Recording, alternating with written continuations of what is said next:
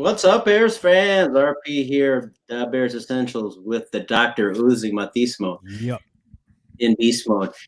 We've been sitting here chatting for a while, and we're sorry we're a little bit late to the party, Rikta, but we're here now, and we want to get into Bears football, but this is truly our very first podcast, so we're really happy to be here to be talking about our favorite team in Chicago, but also representing the Bears Essentials. You can always see us on Bears Essentials on YouTube, which you're probably watching on right now. And if you like us, you can subscribe to our channel, please. And you can even like us, leave some comments at the bottom about what you think the Bears are doing right now.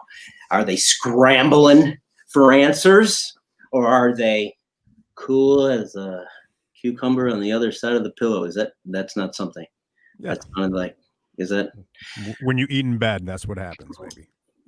So I bet, well, we're here to kind of give you guys a down low on what is happening in the last couple of weeks. If you watch any of our episodes beforehand, you've seen we've kind of go week by week, letting you know what the Bears are doing, who's performing, what's happening. Obviously, the Bears are 3-1, and we can get right into it and, get talking about that performance against the Colts, which was probably one of the Bears' most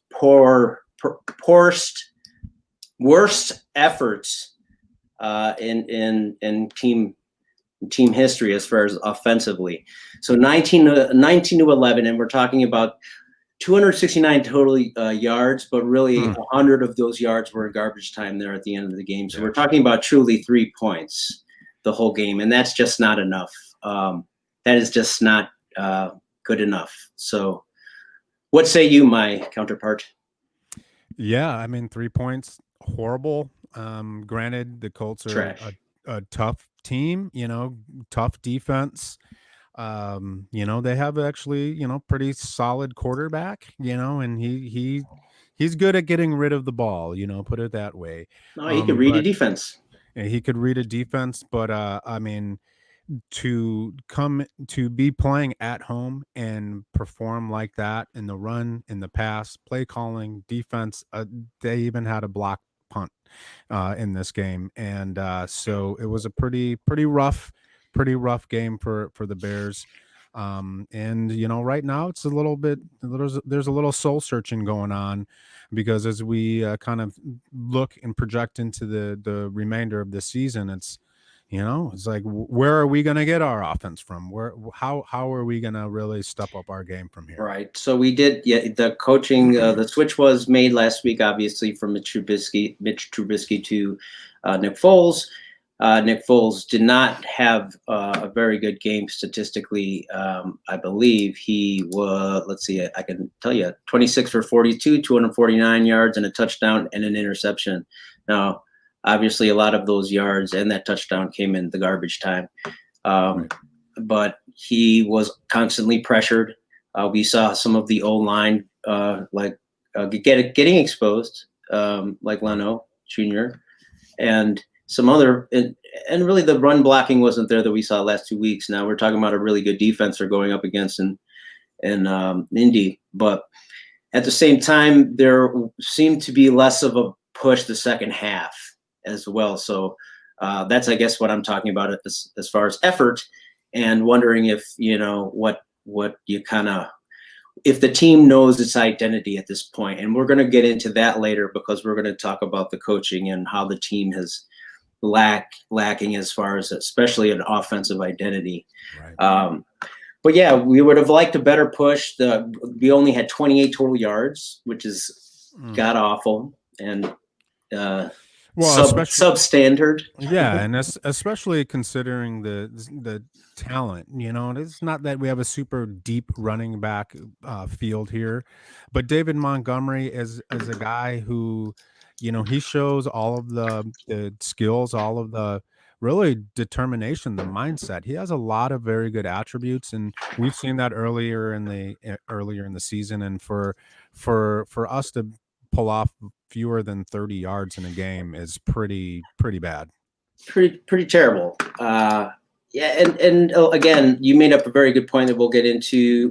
We'll talk about Nagy later, but we saw a lack of formations and a lack of the I formation. You were saying in particular, having a lead blocker for Montgomery during some of these run plays, and that seemed like that. He did not have that in the game plan. It sure looked like Nagy was avoiding the I formation, and we know that he's really a mad scientist. He's looking at the defensive backfield. He's looking at ways to, manipulate safeties and DBs, and I don't think that he has a really a strong affinity to blocking schemes and figuring out how to get running backs going. And David Montgomery, again, as a talented runner, you can see when he is deeper in the backfield and when he gets the ball and has an opportunity to use his vision to find cutback lanes, to find gaps in the line, and to grind out yardage, that he can be effective. When you're handing the ball to him when he's standing right next to you, in an I formation type of scenario, it's not that he can't do that, but I don't think that that's really taking full advantage of his skill set. Exactly, and that's the judgment and the understanding of what of your players and their capabilities and how you incorporate them into a offensive system has not really been Nagy's strength quite yet, in my opinion.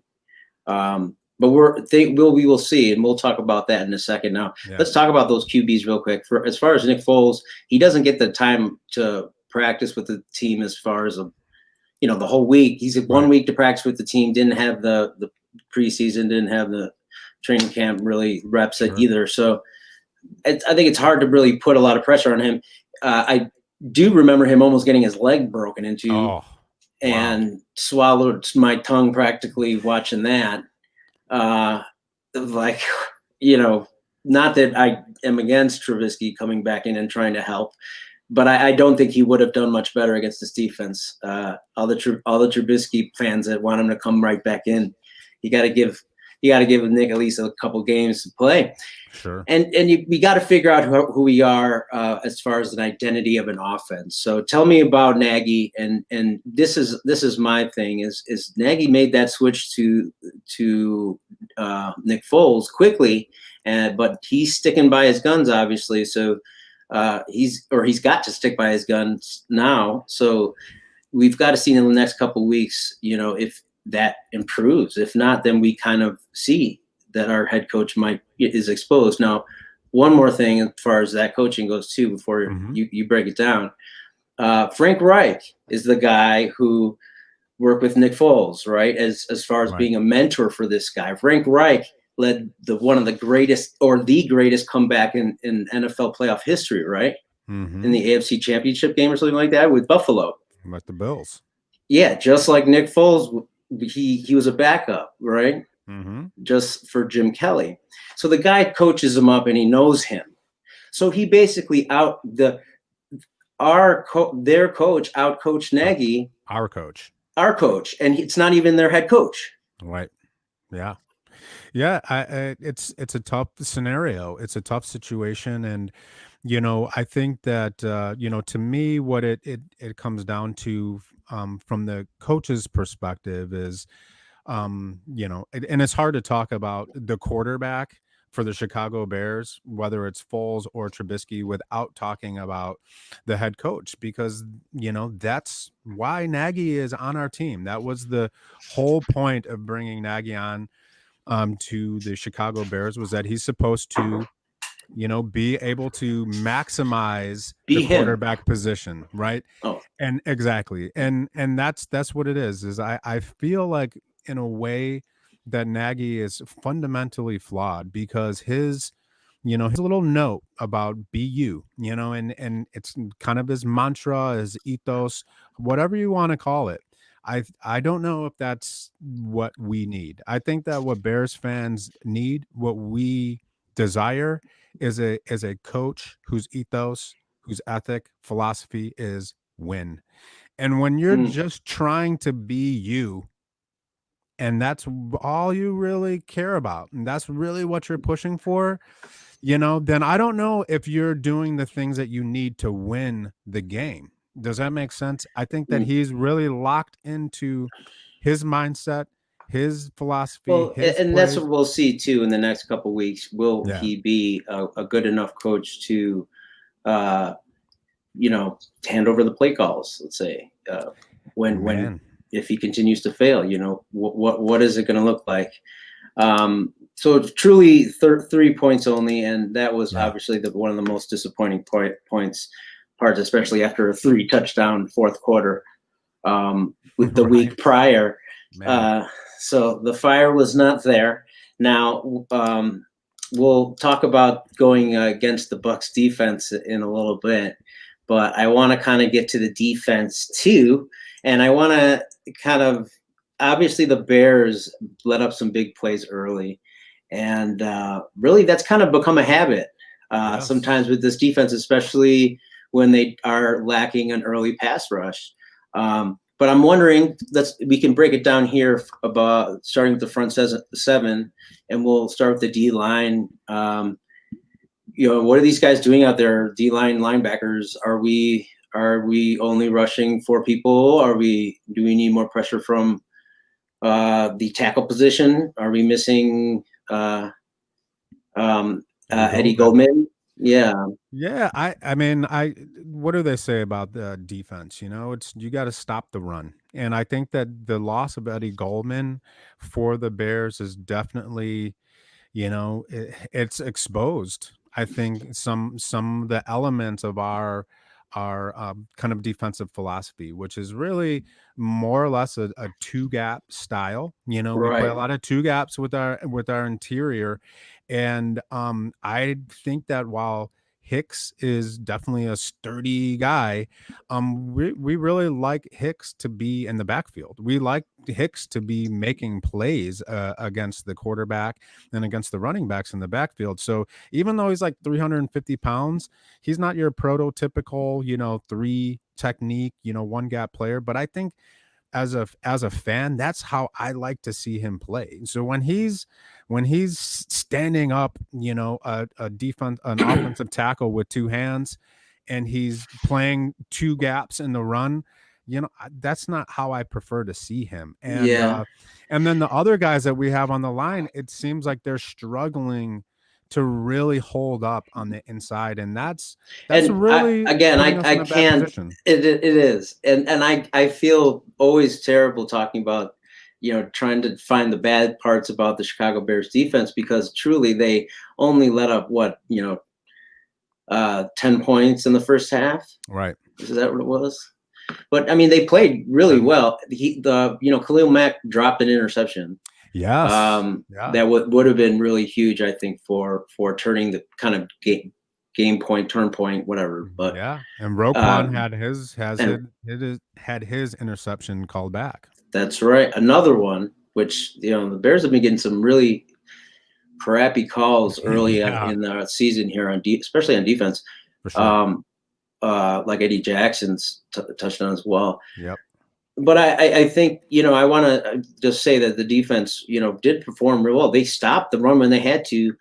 You expect your team to score more than 11 points, but here we are being like, well, if there's better pass rush, then shit.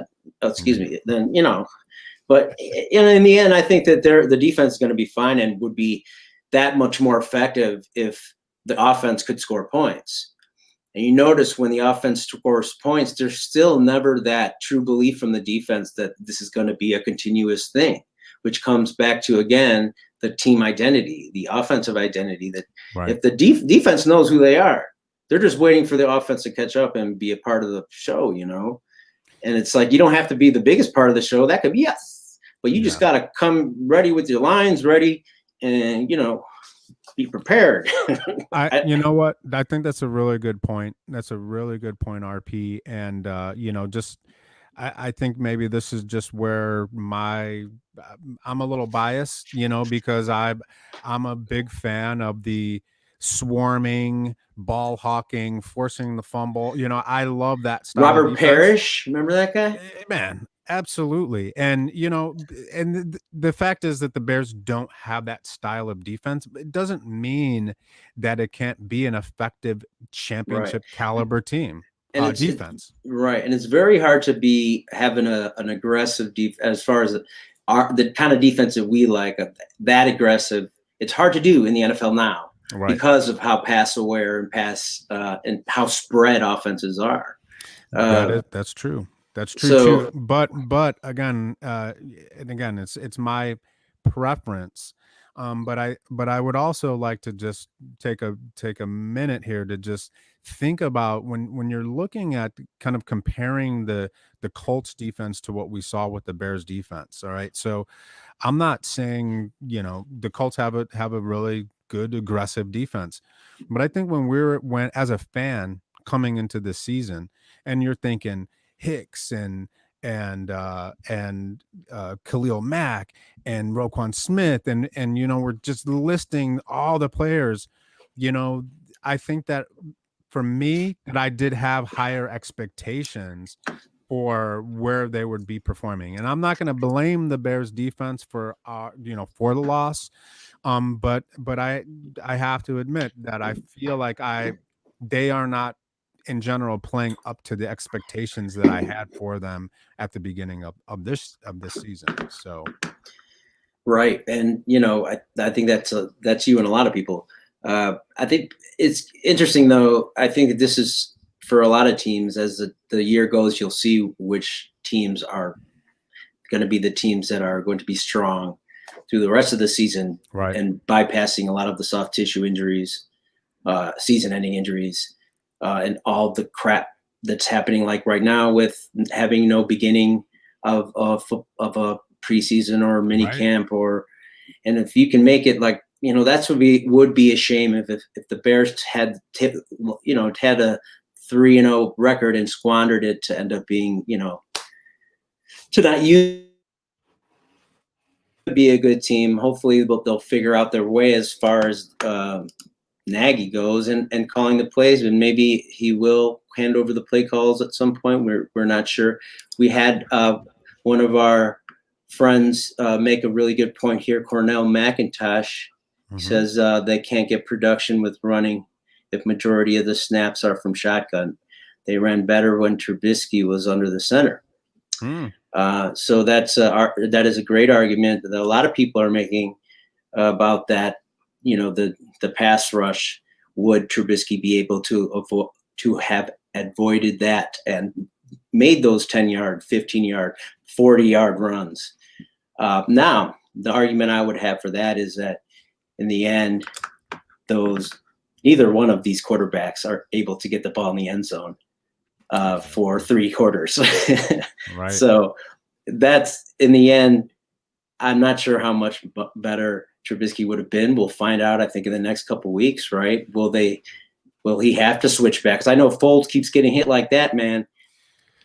That is really the big question with Foles, and I think that many people have highlighted his fragility. He's a fragile, not that he's a fragile guy, but he is susceptible to taking big hits. He can take hits, and we just hope that he's able to really last, especially given the situation, given the Nagy perspective, which is, hey, let's line them up in shotgun and let's throw the ball. Like, teams know that we're gonna pass, and if we can't look at find empty some balance, backfield.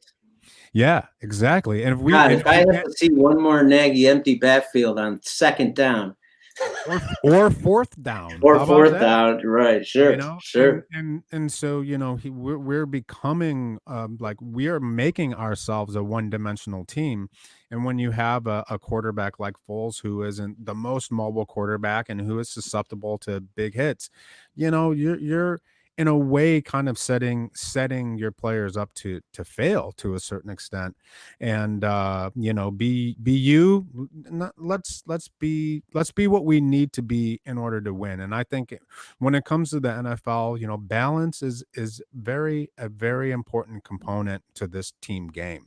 And so I would just again, as a fan, I'm not an NFL head coach, but as a fan, I would like to see incorporating some more balance on offense. And I think that would be a good place to kind of start For building sure. an identity for this offense. Well, there you have it. Yeah, you heard it here from the doctor, Matismo, and he is truly in beast mode.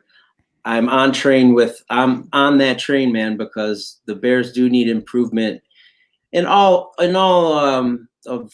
parts of the game right now. I think the Right. team itself has to truly find a unified identity, but I think the offense has to kind of show the defense that it can score more than 3 points. So Yeah, no doubt. when now going into next week, we have a short week, but now those Bears coming off a really terrible loss. I said, shit, terrible loss. Shit, terrible mushrooms.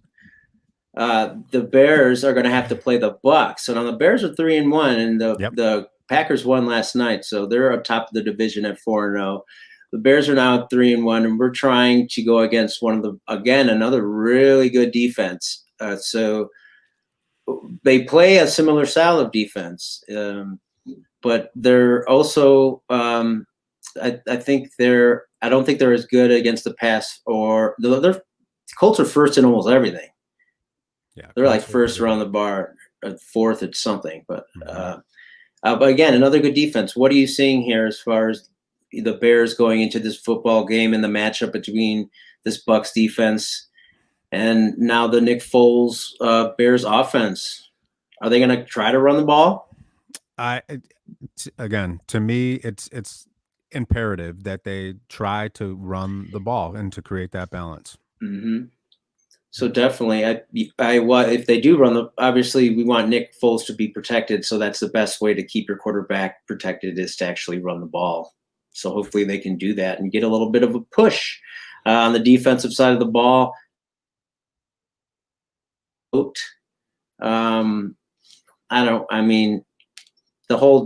roster is stacked. So the Bears defense again is going to have a better challenge than they did last week. So right, it'll be fun to see.